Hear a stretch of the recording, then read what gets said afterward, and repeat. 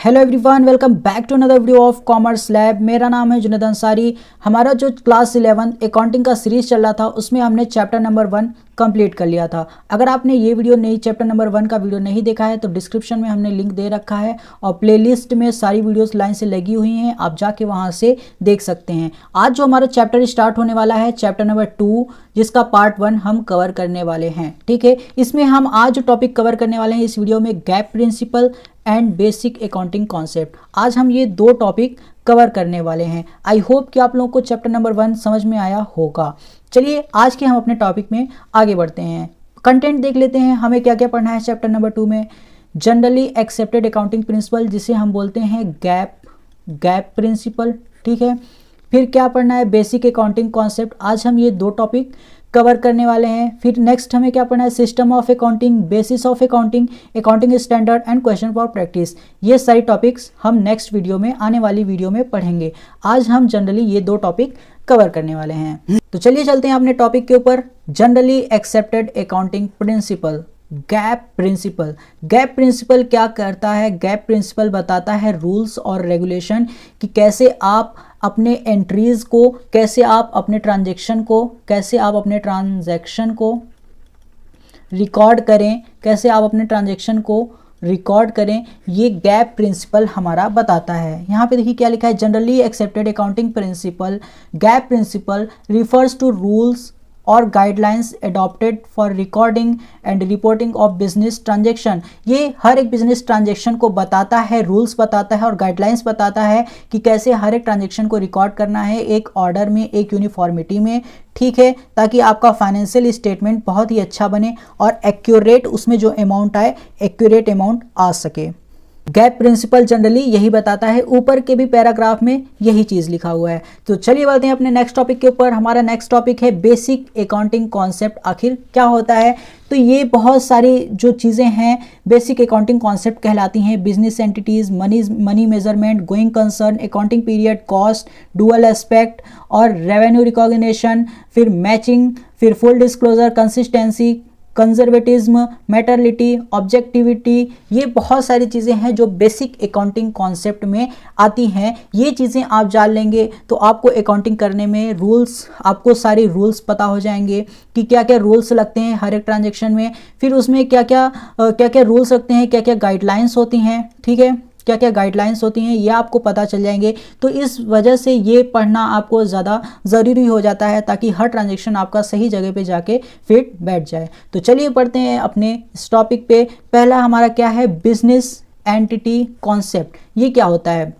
Business entity concept ये बोलता है कि यहाँ पे ये बिजनेस को एक सेपरेट माना जाता है। बिजनेस को किससे सेपरेट माना जाता है? ओनर से। मतलब बिजनेस अलग है और ओनर्स अलग हैं। यहाँ पे बिजनेस का कोई भी मालिक नहीं होता। बिजनेस एक सेपरेट एंटिटी अपने आप को बताता है। कंपनीज एक्ट में भी यही लिखा गया है कि company is a separate legal entity. तो ऐसे बिजनेसेस भी वो अलग होते हैं अपने ओनर से। ठीक है, personal transaction owner should be kept separate from business transaction.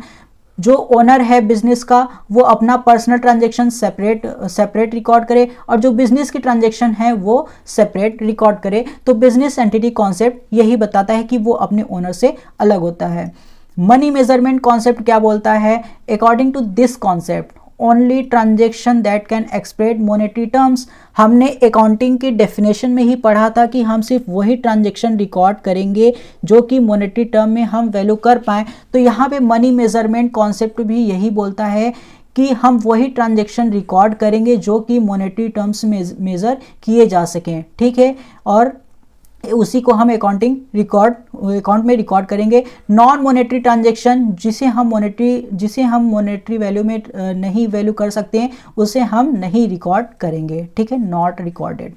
Next क्या है? नेक्स्ट हमारा है गोइंग कंसर्न कॉन्सेप्ट। अब ये क्या कहता है going concern concept? This concept assume, ये कॉन्सेप्ट क्या करता है? ये कॉन्सेप्ट एज्यूम करता है कि हमारा जो बिजनेस है वो कंटिन्यू रन करेगा, ऑपरेट इंडिफिनिटली, मतलब वो हमेशा चलता रहेगा चलता रहेगा चलता रहेगा। गोइंग कंसर्न का मतलब ही यही है कि वो एज्यूम करता है कि हमारा जो बिजनेस ओपन हुआ है वो हमेशा चलता रहेगा चलता रहेगा चलता रहेगा चलता रहेगा चलता रहेगा और हमेशा चलता रहेगा। ठीक है। Financial statement are prepared with the assumption that company will not be liquidate, मतलब फाइनेंशियल स्टेटमेंट हम ये एज्यूम करके बनाते हैं कि कंपनी कभी बंद होने वाली नहीं है। इस वजह से गोइंग कंसर्न का कॉन्सेप्ट बिजनेस में आता है कि जब भी बिजनेस ओपन होता है तो हर बिजनेस एंटिटी ये समझता है, अपने ये एज्यूम करके फाइनेंशियल स्टेटमेंट बनाता है कि उसका बिजनेस चलता रहेगा चलता रहेगा चलता रहेगा चलता रहेगा।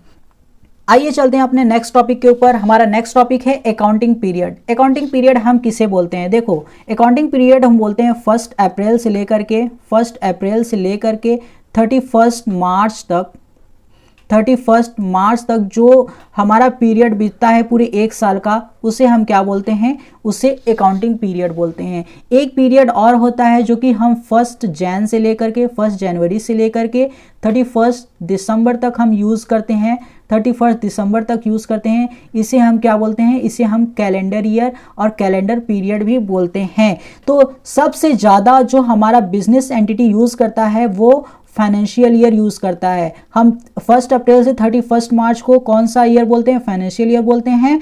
और 1 जनवरी से 31 दिसंबर को हम इसे क्या बोलते हैं? कैलेंडर ईयर बोलते हैं। बहुत सारे बिजनेसेस इंटरप्राइजेस ये कैलेंडर ईयर भी यूज़ करते हैं, बट बहुत ज़्यादा बिजनेस जो हर बिजनेस गवर्नमेंट जो यूज़ करता है वो ये फाइनेंशियल ईयर यूज़ करता है। अब आइए अकाउंटिंग पीरियड हम पढ़ते हैं। An accounting period in context financial accounting refers to a specific period time which businesses prepare financial statement and report financial performance।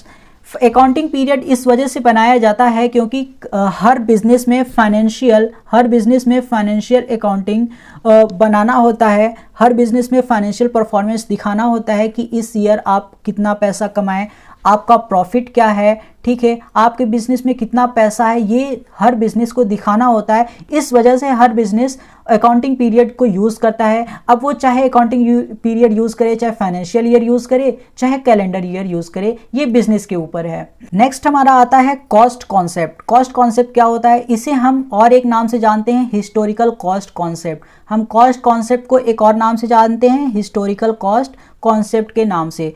अब ये क्या बोलता है? Principle state that asset should be recorded their historical cost. मतलब इसका ये मतलब है कि जब भी आप कोई भी असेट परचेज करेंगे, ठीक है, जब भी आप कोई भी असेट परचेज करे रहेंगे तो जिस प्राइस में आप परचेज करे रहेंगे उसी प्राइस में उसे अपने बुक्स ऑफ अकाउंट में रिकॉर्ड करेंगे, ठीक है। विच द अमाउंट कैश और cash equivalent paid fair value consideration acquired them time their acquisition. मतलब आप उस असेट को उसी प्राइस पे रिकॉर्ड करेंगे जिस प्राइस पे आप खरीदे रहेंगे, या फिर कैश से खरीदे रहेंगे या फिर कैश इक्विवेलेंट। कैश इक्विवेलेंट का ये मतलब होता है कि अगर आप असेट को पैसे देके नहीं खरीद रहे हैं या फिर कुछ और देके खरीद रहे हैं, जैसे कि असेट आप खरीद रहे हैं कोई भी कार देके, ठीक है, कोई भी कार देके आप कोई मशीनरी खरीद रहे हैं, तो मतलब आप प्राइस के जगह पे, आप पैसे के जगह पे कार लिख सकते हैं। मतलब आप हिस्टोरिकल कॉस्ट पे ही वो लिखेंगे कि जो भी कॉस्ट आपका होगा आप उस कॉस्ट पे ही लिखेंगे जिस कॉस्ट पे आप खरीदे रहेंगे। डुअल एस्पेक्ट कॉन्सेप्ट क्या बोलता है? Double entry concept. ये क्या होता है? This concept is the foundation of double entry book keeping. ये हमारा क्या बताता है? ये डबल एंट्री बुक कीपिंग बताता है। डबल एंट्री बुक कीपिंग किसे बोलते हैं? जहां पे एक साइड डेबिट होता है, एक साइड क्रेडिट होता है। जब ये दोनों साइड मैच हो जाते हैं तो उसे हम क्या बोलते हैं? डबल एंट्री बुक कीपिंग कहते हैं, डबल एंट्री कॉन्सेप्ट कहते हैं। अब आइए चलते हैं अपने नेक्स्ट टॉपिक के ऊपर। हमारा नेक्स्ट टॉपिक है रेवेन्यू रिकॉग्निशन कॉन्सेप्ट। अब ये क्या होता है?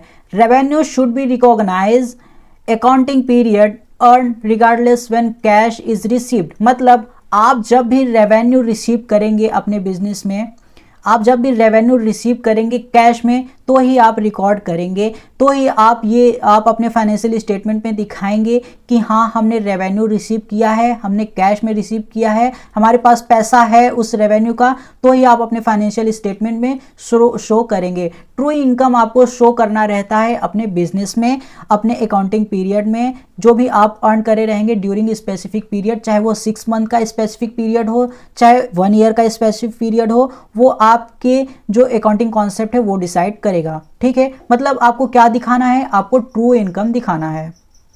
नेक्स्ट है हमारा मैचिंग कॉन्सेप्ट। मैचिंग कॉन्सेप्ट क्या कहता है? Matching concept required that expenses incurred earning revenue be matched with revenue generated in the same accounting period. मतलब मैचिंग कॉन्सेप्ट का हमें ये बताता है कि आप सेम पीरियड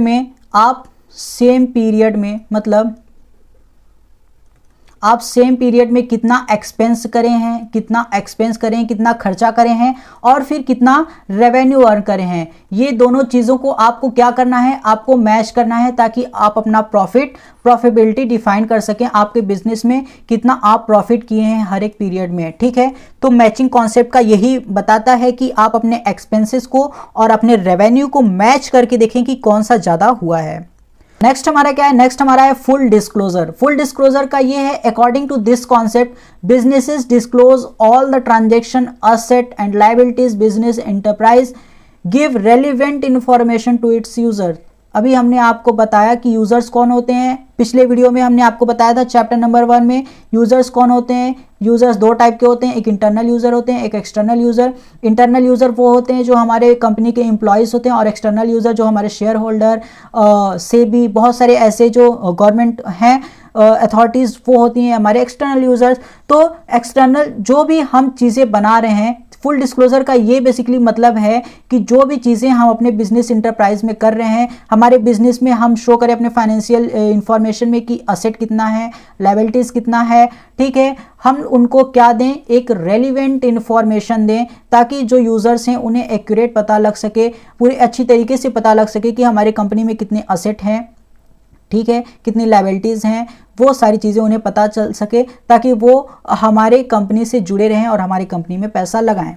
नेक्स्ट हमारा टॉपिक क्या है? नेक्स्ट हमारा टॉपिक है consistency concept. In accounting refers principle that once company choose accounting method, ठीक है, principle reporting financial information should continue use that method consistency in future.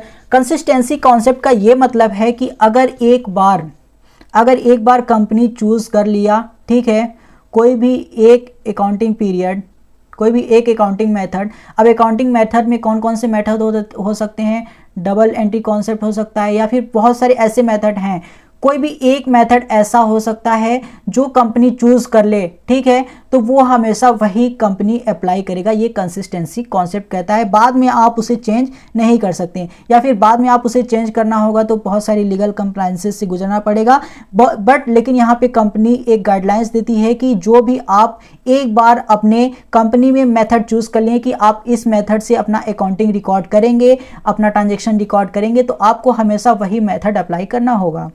Next क्या है? Next हमारा कंजर्वेटिज्म कॉन्सेप्ट है। कंजर्वेटिज्म कॉन्सेप्ट क्या बोलता है? कंजर्वेटिज्म कॉन्सेप्ट ये बोलता है कि आप प्ले सेफ करिए, ठीक है। इसका मतलब है कि पिछले साल का आप फाइनेंशियल स्टेटमेंट उठाइए और इस बार का फाइनेंशियल स्टेटमेंट उठाइए, फिर इसमें देखिए कि आपका प्रॉफिट कितना हुआ है।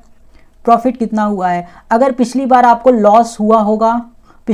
लॉस हुआ होगा तो कंजर्वेटिज्म कॉन्सेप्ट ये बताता है कि अगर पिछली बार आपको लॉस हुआ है प्रीवियस ईयर में, तो आप इस बार के लिए प्रिपेयर हो जाइए। ये भी हो सकता है कि आपको इस बार भी लॉस होने के चांसेस ज़्यादा हों, तो इस वजह से जो लॉस है उसे कवर करने के लिए कुछ आपके पास एक एडिशनल अमाउंट आपके पास होना चाहिए। तो कंजर्वेटिज्म कॉन्सेप्ट यही बताते हैं कि आप प्ले सेफ करिए, प्ले खेलिए, आप प्रीवियस ईयर का डेटा लेके एनालाइज करके इस बार भी आप अपने लिए जो लॉस कवर करने के लिए कुछ अमाउंट अपने पास रखिए। नेक्स्ट क्या है? नेक्स्ट है मैटरलिटी कॉन्सेप्ट। ये क्या कहता है? मैटरलिटी कॉन्सेप्ट कहता है fundamental principle guide accountants financial profession determining significance of transaction balances error. Materiality concept ये बोलता है कि आप जो ट्रांजैक्शन कर रहे हैं, जो बैलेंसेस चेक कर रहे हैं, जो भी एरर्स है वो आप प्रिपेयर करिए, बेस्ट एक्यूरेट एक फाइनेंशियल स्टेटमेंट बनाइए। अकाउंटेंट को कह रहा है कि फाइनेंशियल स्टेटमेंट बेस्ट बनाइए ताकि जो हमारे यूज़र्स हैं उसे पढ़ के एक्यूरेट वहाँ पे जो चीज़ें हैं उन्हें पता चल सके कि हमारे कंपनी में चल क्या रहा है। तो आई होप कि आप लोगों को समझ में आया होगा। ये था पूरा हमारा बेसिक अकाउंटिंग कॉन्सेप्ट। आज का टॉपिक बहुत ही लंबा टॉपिक था और बहुत ही मज़ेदार टॉपिक था, जहाँ पे हमको कुछ रूल्स देखने के मिले, कुछ गाइडलाइंस देखने को मिली, ठीक है, कुछ गाइडलाइंस देखने को मिली। जब आप इन रूल्स और गाइडलाइंस को फॉलो करेंगे तो आपका जो फाइनेंशियल स्टेटमेंट है वो बिल्कुल एक्यूरेट बनेगा और बहुत सही सही आपका फाइनेंशियल स्टेटमेंट आएगा। आई होप कि आप लोगों को टॉपिक अच्छा लगा होगा। अगर अच्छा लगा होगा तो वीडियो को लाइक करिए, चैनल को सब्सक्राइब करिए और बेल आइकन को ज़रूर प्रेस करें। मिलते हैं आपको नेक्स्ट वीडियो में, तब तक के लिए गुड बाय।